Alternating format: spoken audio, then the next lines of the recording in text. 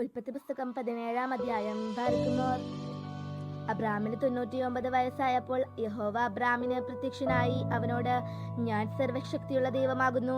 നീ എൻ്റെ മുമ്പാകെ നടന്ന് നിഷ്കളങ്കനായിരിക്കുക. എനിക്കും നിനക്കും മധ്യേ ഞാൻ എൻ്റെ നിയമം സ്ഥാപിക്കും.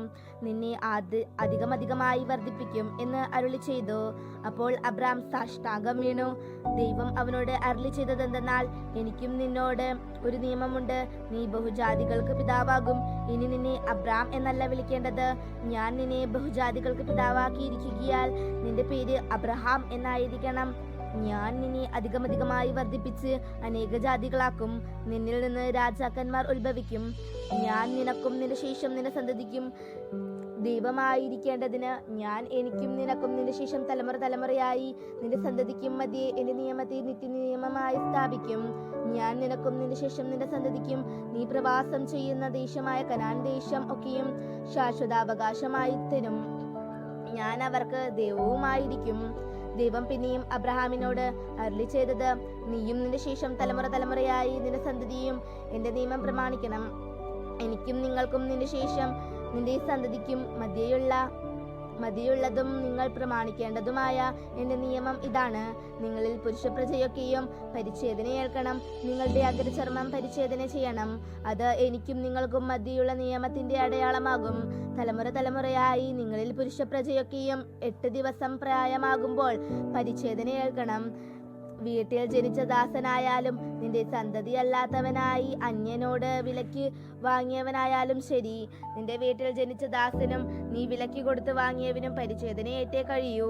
എൻ്റെ നിയമം നിങ്ങളുടെ ദേഹത്തിൽ നിത്യനിയമമായിരിക്കണം. അഗ്രചർമ്മിയായ പുരുഷ പ്രജയെ പരിച്ഛേദന ഏൽക്കാതിരുന്നാൽ ജനത്തിൽ നിന്ന് ഛേദിച്ചു കളയണം. അവൻ എൻ്റെ നിയമം ലംഘിച്ചിരിക്കുന്നു. ദൈവം പിന്നെയും അബ്രഹാമിനോട്, നിന്റെ ഭാര്യയായ സാറായി എന്നല്ല വിളിക്കേണ്ടത്. അവളുടെ പേര് സാറ എന്നായിരിക്കണം. ഞാൻ അവളെ അനുഗ്രഹിച്ച് അവളിൽ നിന്ന് നിനക്ക് ഒരു മകനെ തരും. ഞാൻ അവളെ അനുഗ്രഹിക്കുകയും അവൾ ജനതകൾക്ക് മാതാവായി തീരുകയും ജനതകളുടെ രാജാക്കന്മാർ അവളിൽ നിന്ന് ഉത്ഭവിക്കുകയും ചെയ്യും എന്ന് അരുളി ചെയ്തു. അപ്പോൾ അബ്രഹാം കവിണ്ണു വീണ് ചിരിച്ചു. 100 വയസ്സുള്ളവൻ മകൻ ജനിക്കുമോ? 90 വയസ്സുള്ള സാറ പ്രസവിക്കുമോ എന്ന് തന്റെ ഹൃദയത്തിൽ പറഞ്ഞു. ഇശ്മായേൽ നിന്റെ മുൻപാകെ ജീവിച്ചിരുന്നാൽ മതി എന്ന് അബ്രഹാം ദൈവത്തോട് പറഞ്ഞു. അതിന് ദൈവം അരുളി ചെയ്തത്, അല്ല, നിന്റെ ഭാര്യയായ സാറ തന്നെ നിനക്കൊരു മകനെ പ്രസവിക്കും. നീ അവന് ഇസ്ഹാക്ക് എന്ന് പേരിടണം. ഞാൻ അവനോടും അവന്റെ ശേഷം അവന്റെ സന്തതിയോടും എൻ്റെ നിയമത്തെ നിത്യനിയമമായി ഉറപ്പിക്കും. ഇശ്മായേലിനെ കുറിച്ച് ഞാൻ നിന്റെ അപേക്ഷ കേട്ടിരിക്കുന്നു. ഞാൻ അവനെ അനുഗ്രഹിച്ച് അത്യന്തം സന്താനപുഷ്ടിയുള്ളവനാക്കി വർദ്ധിപ്പിക്കും. അവൻ 12 പ്രഭുക്കന്മാരെ ജനിപ്പിക്കും.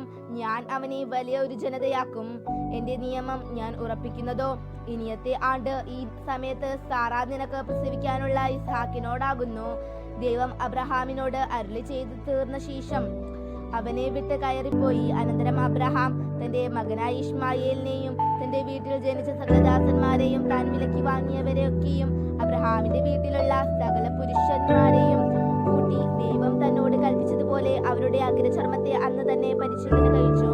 അബ്രഹാം പരിച്ഛേദനയേറ്റപ്പോൾ അവന് 99 വയസ്സായിരുന്നു. അവന്റെ മകനായ ഇശ്മായേൽ പരിച്ഛേദനയേറ്റപ്പോൾ അവന് 13 വയസ്സായിരുന്നു. അബ്രഹാമും അവന്റെ മകനായ ഇശ്മായേലും ഒരേ ദിവസത്തിൽ പരിച്ഛേദനയേറ്റു.